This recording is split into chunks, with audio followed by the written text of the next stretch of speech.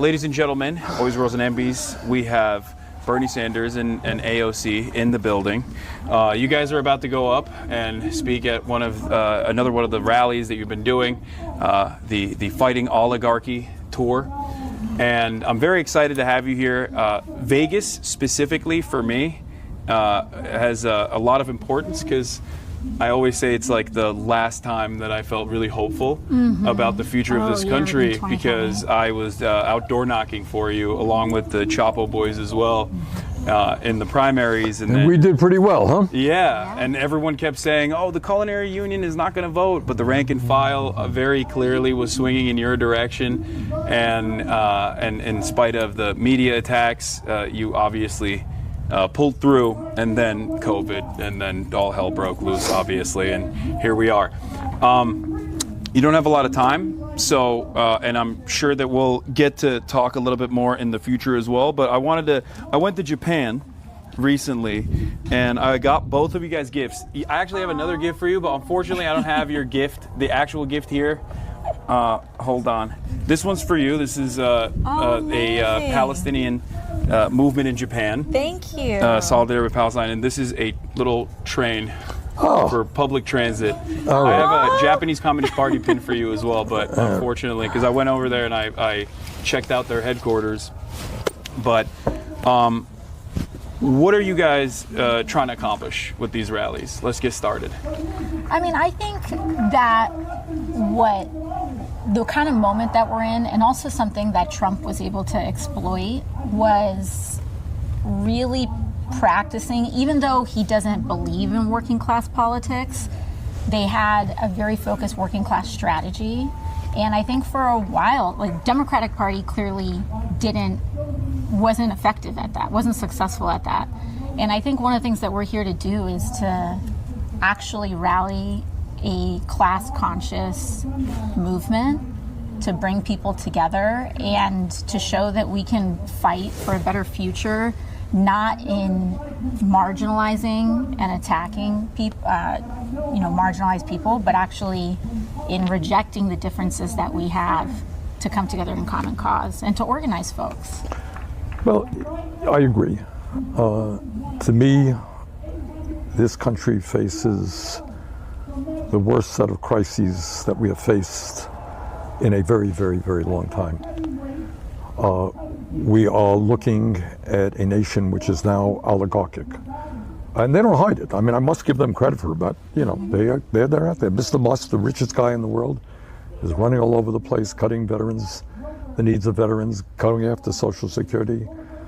There are in addition to Musk, he got 13 nominees of Trump to head major agencies. They're all billionaires. So you got a government, clearly, no embarrassment, of the billionaire class, by the billionaire class, for the billionaire class. And then what is, I would hope, would be upsetting to all Americans, no matter what their politics may be. You can be conservative about this. You got a president who is moving us very rapidly into an authoritarian form of society. I mean, you don't sue media in America because they say something bad about you. Alexandria and I got about 500 lawsuits there, but we happen to believe in democracy. You don't ask for the impeachment of judges because they issue a ruling which you disagree with. So it is, these are tough times. And what we have got to do is rally the working families of this country to stand up to oligarchy and to demand that we have an economy and a government that works for all, not just the people on top. So one way that this government, I think, the Trump administration has been able to very expertly tackle these issues is by using an entry point of pre-established marginalization. Obviously, the erosion of civil liberties is happening all around, but like in terms of attacking free speech, a fundamental principle that I think all Americans agree on. And the way that he's done this, the way that this administration has attacked free speech is by doing something that previously has only been utilized in the darkest times of American history. I'm of course talking about Mahmoud Khalil being potentially being deported, or at least having his green card revoked for basically nothing. That the administration has all but admitted it for no discernible reason other than the fact that he was the lead negotiator on the student side, the student protesters at Columbia campus. On top of that, just like in Nazi Germany, the Trump administration is now trying to put up an academic receivership and take charge and take control over different institutions within Columbia, and I feel like this is a grave mistake. Do you feel like the Democrats have any sort of interest in fighting back against this?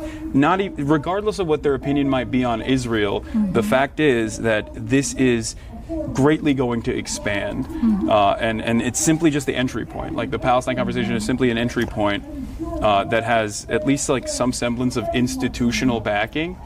But it's obvious to me that they're going to go after a lot of other people, including but not limited to the French researcher, according to Le Monde, that was denied entry into the country because they looked through his phone and they found out that he had criticized Trump's elimination of grants.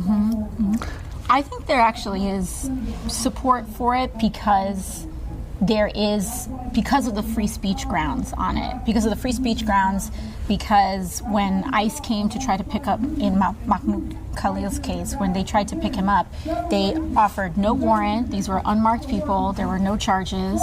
And so you have Senator Durbin and Senate Judiciary, right, Bernie? I think he is the ranking member of the Judiciary. I believe they released a statement talking about how they want to move on this. But I also think that it goes without saying that there is still profound money and interest that remains dedicated on both sides of the aisle in trying to marginalize and also conflate criticism of Israel as anti-Semitism. Right.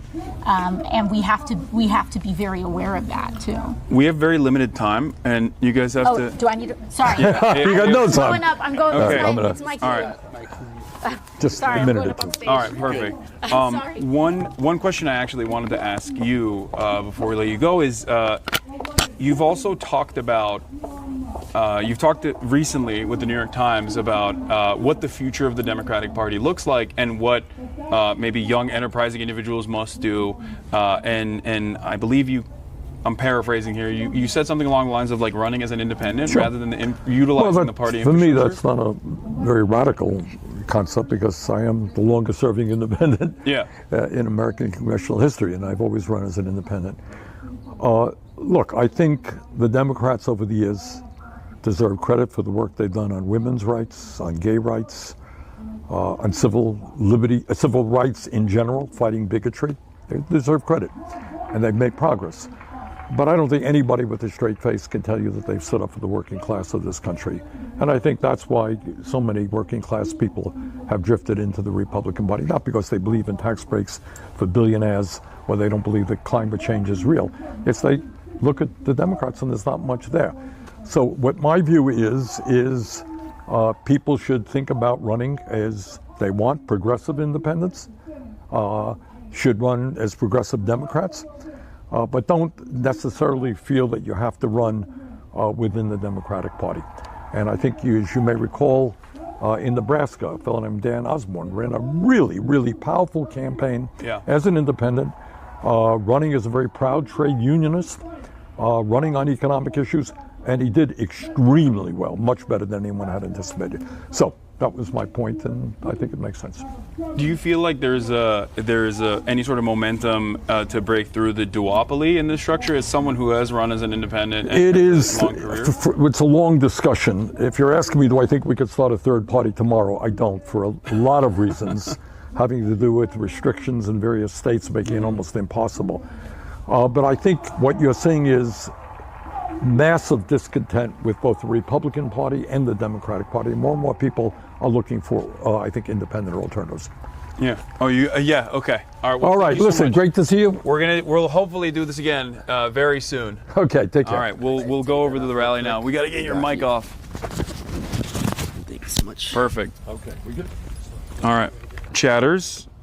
That was Bernie Sanders and AOC. There was obviously a lot more discussion that I wanted to get to, but unfortunately, they literally are going up right now. So it was short. Hopefully, one of these days when I have a little bit, or Bernie has a little bit more time, I'll be able to conduct a longer interview with both AOC and Bernie. I think we need to do like a podcast almost, you know?